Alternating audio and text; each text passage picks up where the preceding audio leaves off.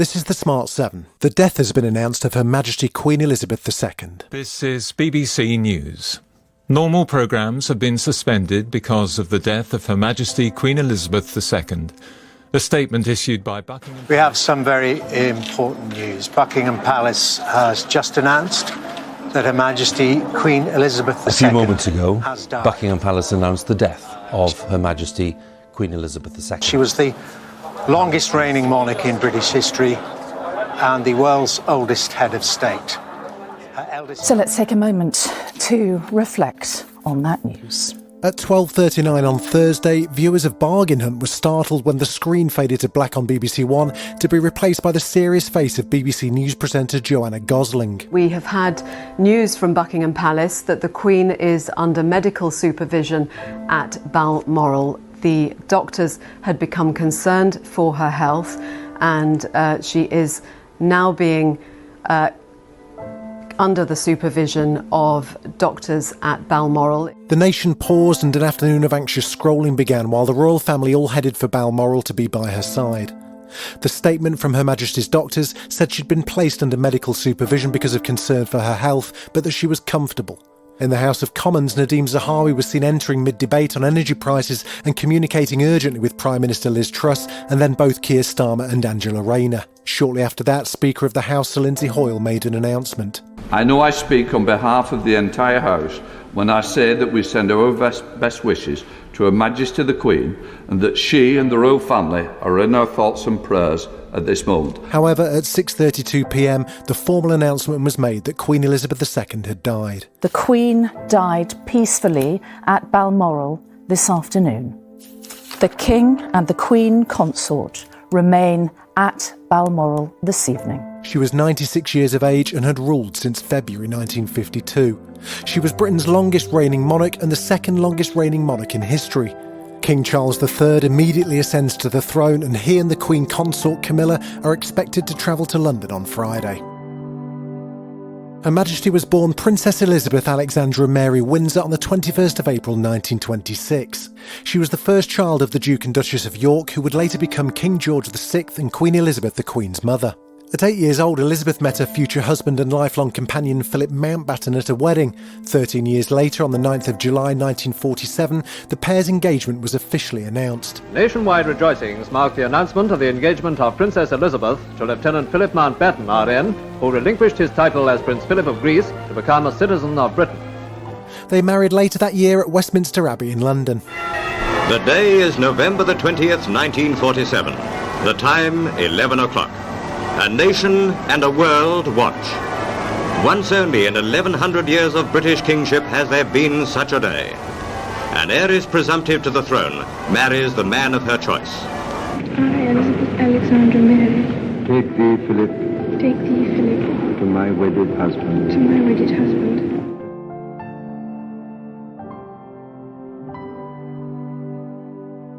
Following the death of her father, Elizabeth ascended to the throne, making her Queen of the United Kingdom and the Commonwealth.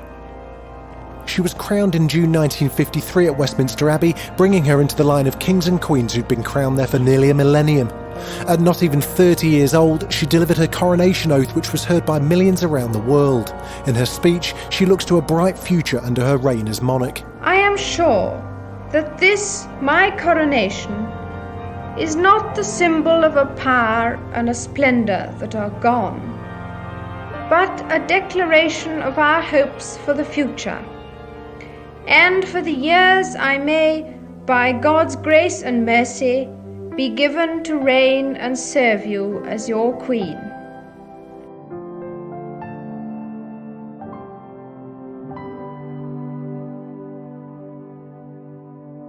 Despite their royal blood, the Queen and her family haven't been immune to the ups and downs of life.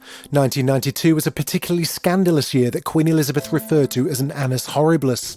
1992 is not a year on which I shall look back with undiluted pleasure.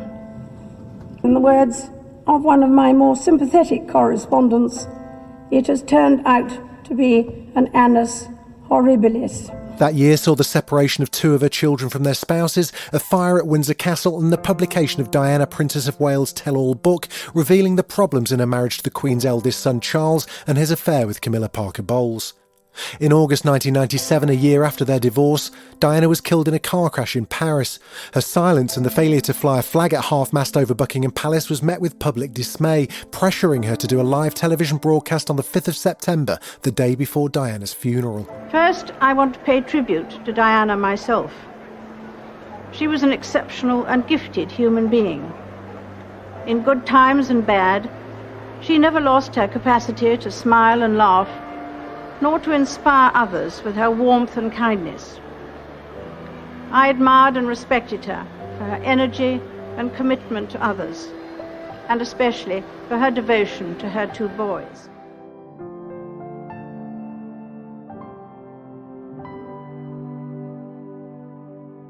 As Princess Diana's boys grew into men, the Queen's familial dramas grew too.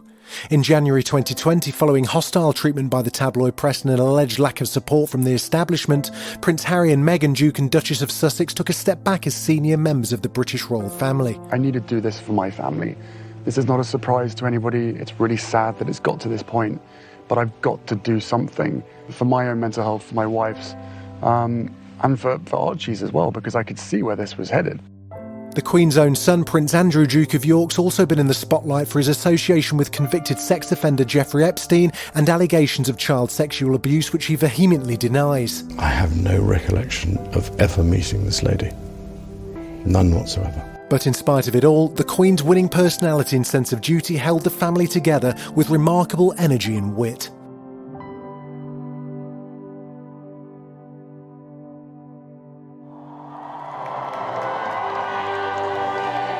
It was only this year the Queen celebrated her Platinum Jubilee.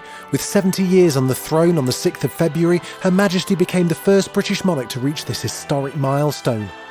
To commemorate her 7 impressive decades of service, there were celebrations throughout the United Kingdom, the Commonwealth and around the world as communities and people came together to mark the Queen's historic reign.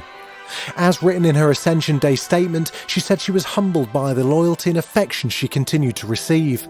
Signing her message, "Your servant Elizabeth R," the Queen's commitment to the Crown could not be clearer.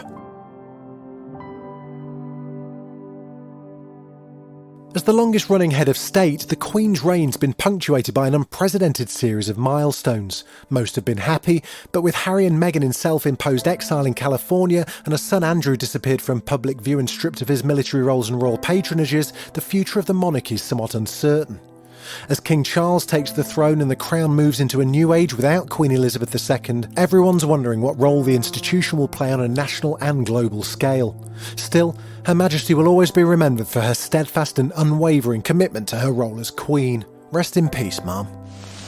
I declare before you all that my whole life, whether it be long or short, shall be devoted to your service and to the service of our great imperial family to which we all belong. God help me to make good my vow, and God bless all of you who are willing to share in it.